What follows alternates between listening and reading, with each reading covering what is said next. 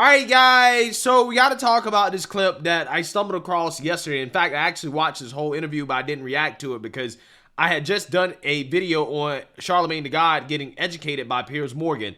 And now he's getting educated again by Vivek Ramaswamy. So I guess I'm going to do a series of videos on Charlamagne Tha God getting educated and schooled by people that are much smarter than him, right? Because that seems to be what Charlamagne Tha God has been doing lately, okay? He's been getting schooled by people who know a lot more about this country and about these topics that he talks about on a daily basis than he does. But one of the most frustrating parts about this interview with Vivek Ramaswamy and Charlamagne Tha God is that it seems like Charlamagne Tha God wasn't really listening, right? He doesn't really listen to what Vivek is saying because he's so caught up in the race hustle. He's so caught up in slavery and racism and white supremacy and Trump bad and all this crazy stuff that really is not grounded in any real facts or reality that he can back up.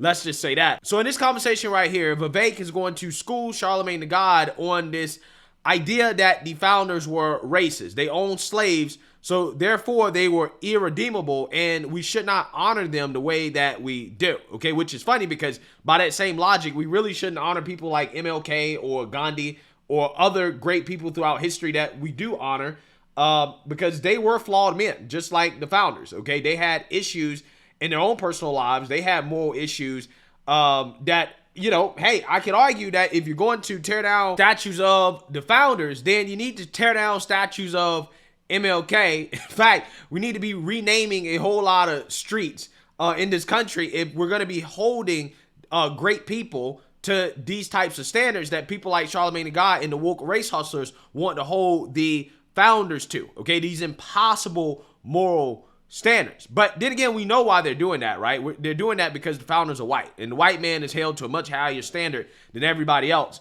So therefore, again, the founders, because they owned slaves, because they were quote unquote racist, right, according to people like Charlamagne Tha God, that is a reflection of the country as a whole, even today, despite the fact that we've made so much progress on this issue. However, it seems like woke progressives, again, like Charlamagne, want to regress us when it comes to this issue of race. So with that being said, Vivek is going to school Charlamagne Tha God. He's going to give Charlamagne Tha God a history lesson. And Charlamagne Tha God is foolishly not really going to listen and understand the point that Vivek is trying to make. So without further ado, let's get into it. Who was the slaveholder back then? Be John Adams. That's what we should call ourselves to be. The person who bucks the trend of their time to say, I'm going to speak on my own conviction and do what's different than being the product of my own time. Because anybody can parrot what the slogan is of their day. But the hard thing to do is to say the pack is running this way and I'm going this way instead anyway because it's grounded on my conviction. People like John That's Adams, what we need. People like John Adams are the reason you can point at it and say it was wrong, though, because John Adams knew it was wrong. Well, a lot of people are going to be doing things today that are different than the way that each of us is going to be living our lives and say the same thing in 250 years from now. Somebody else is going to be having the same conversation. Thought it was wrong, clearly. Abe Lincoln wasn't around then, man. That was still later on. That was still later on. And we'll just take the story down. We'll just pass this lineage down. We don't talk American history enough.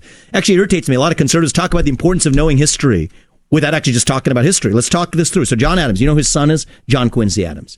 He's the first non-founding father who became a president. Here's a funny fact about him. He was the first, so outside of the founding fathers, he was the first one who was elected president. He actually wasn't a great president. He was elected out after one term. People didn't love him. And so he tried to find everything else he could do. He went and tried to write some books, and he went and tried to start some nonprofits, and none of that spoke to him. He is the only president, John Adams' son, who went back to Congress after being a president. So he's elected to multiple terms of Congress. And you know what he went back to Congress with? Was one thing he regretted not doing as a president, was abolishing slavery. This is long before Abraham Lincoln comes along, okay? So he wanted to abolish slavery. His father was an abolitionist. He didn't accomplish much during his tenure as president. He was a good Secretary of State, but he was not a very good president. Think about the humility to say, I'm not even going to go to the Senate. I'm going to go become a congressman and get reelected multiple times with the mission of abolishing slavery. Now, here's what happens. There was a rule that Congress passes. It's called the gag rule, which stopped people from using the word slavery. Like they literally couldn't use the word slavery because they didn't want people to utter the word because it made them uncomfortable. So this guy's already been the U.S. president. Okay, so he has nothing to lose. He's just a congressman now. He says, I'm going to say the word. I'm going to say it, slavery. Slavery, slavery, slavery. There, Congress has set the rule that you can't say the word slavery. Well, I'm going to say it. So they censure him and have, just like they have today for George Santos or whatever, they'll have the equivalent of kicking him out of Congress. So they have his trial in Congress. And he uses his own personal trial, because this guy's got nothing to lose. They use his own personal trial for saying the word slavery when you're not allowed to say the word slavery to make the case for abolition from the stand of his own trial to being kicked out of Congress. At the end of that, they get rid of the gag rule. So you're allowed to say slavery, which opens up the debates that you're then allowed to have. So a year later, about a year or so later, he's given a speech on the Congress floor. I mean, it's amazing. This guy with this humility. He's given a speech on the Congress floor. He has a stroke in the middle of his speech. He dies right there. He doesn't die quite yet. They take him up to the upstairs room, keep him alive for another couple days. And eventually he dies up in that anteroom outside in the same Congress where he then devoted that later stage of his career. And they took volunteers for who's going to be the person who carries out his funeral rites and carries him out. And the guy who raises his hand and does it was a first-term congressman nobody had heard of, hadn't said a word, by the name of Abraham Lincoln.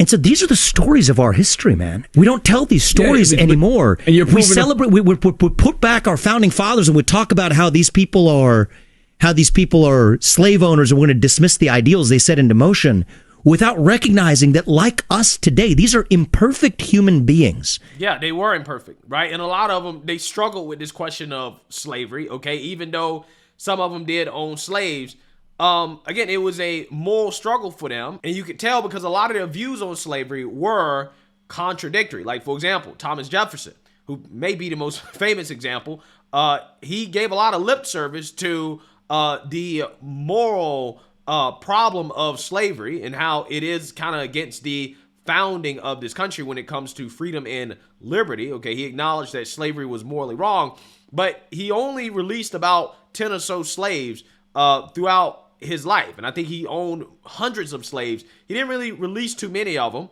okay, despite the fact that he knew it was morally wrong. Okay, he spoke out against the evils of slavery. And then you have people like George Washington, who freed his slaves, the ones that he owned when he died. And then you have other lesser known founders, like, for example, Robert Carter III, who was one of the richest men in Virginia at the time. In the late 1700s, I think it was like 1791, he actually led the largest emancipation by a single individual before the Emancipation Proclamation by releasing hundreds of his slaves. Okay, hundreds of his slaves he let go. Okay, and these are the types of stories that you see where you have the founders struggling with the morality of slavery, because back then it was an institution that was very commonplace and it wasn't abnormal. In fact, slavery was worldwide. Okay, it was going on in Africa, it was going on in Europe, it was going on in basically all parts of the world. So the morality of slavery back then was more questionable than it is today. I think it probably was seen as a necessary evil. Okay, and the founders struggled with it. Okay, but because they were great men, a lot of them did recognize that, hey, slavery is against the founding principles of this country, although they probably didn't take the steps that a lot of people would want them to take to actually abolish the institution at the time in which they were alive, at the founding of the country. Their ideals and the fact that people were questioning the morality of slavery eventually led to the abolishment of slavery in the Civil War.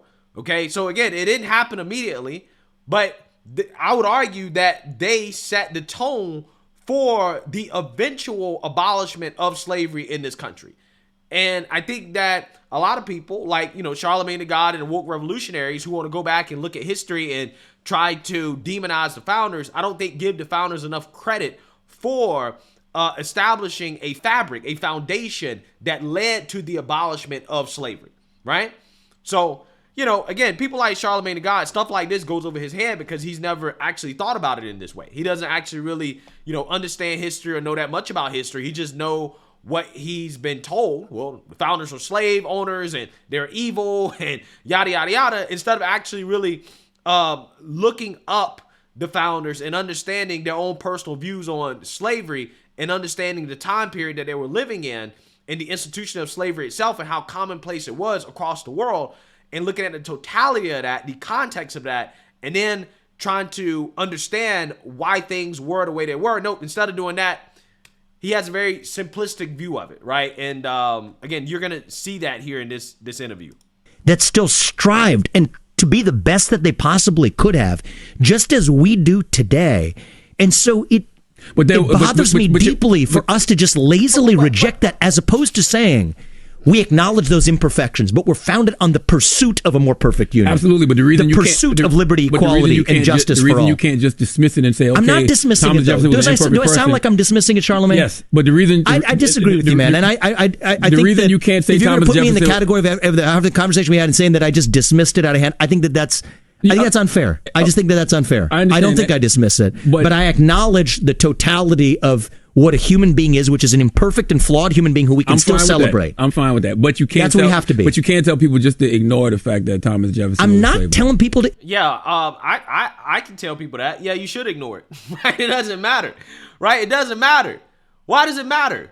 Because again, if we're going to be holding all of these great people to these standards, these super high moral standards, okay, well, again, we need to have a conversation about MLK, right? Why do we keep worshiping an alleged abuser who, according to the FBI, this is not me, this is the FBI now, you can choose to believe the FBI or not believe the FBI, right? But apparently MLK laughed as women were sexually assaulted, gang sexually assaulted to be more specific, by his friends.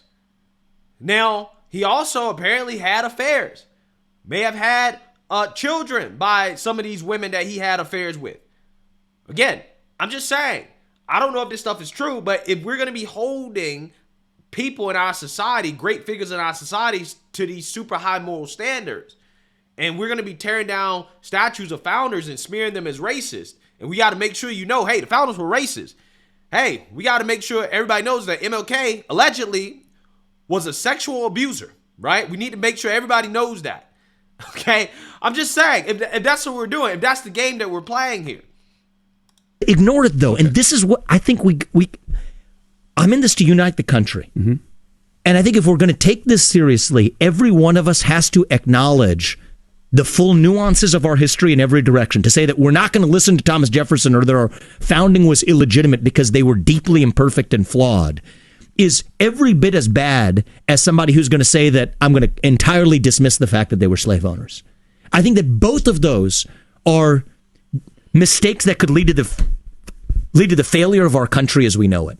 I think our country will cease to exist if either side of our debate is on one hand willing to say, oh, slavery was some made up myth and actually, I don't know, it was in the interest of, people could say such things, it was the interest of black people to be slaves, whatever. Ridiculous. Okay.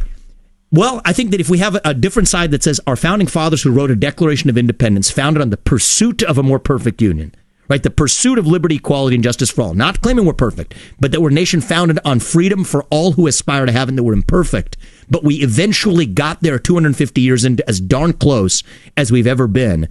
To reject that and say that we can't celebrate that founding because they made a mistake of being slave owners, I think that is every bit as bad for the future of our country versus acknowledging that we are still pursuing that more perfect union. What I would say is what you talked about with Thomas Jefferson when he took the razor and he took out some of the philosophies that he agreed with. We should take some of those things that we agree with, but then everybody should come to the table because all was not at the table when those people wrote those documents. We got that. We have too much of a diverse country. We understand that. Okay, but my point is not rejecting that or taking a hammer to it. It's more of a different response.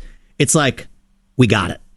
Like total. Like at a certain point, we've got to say we've got it. We don't though. No, but we can, but we don't. We got it, and now it's time for 360-degree mercy, clemency, forgiveness across the board, and that we're moving forward as one nation under God. And I think that moment is now, actually. They don't want that. They don't want that, Vivek.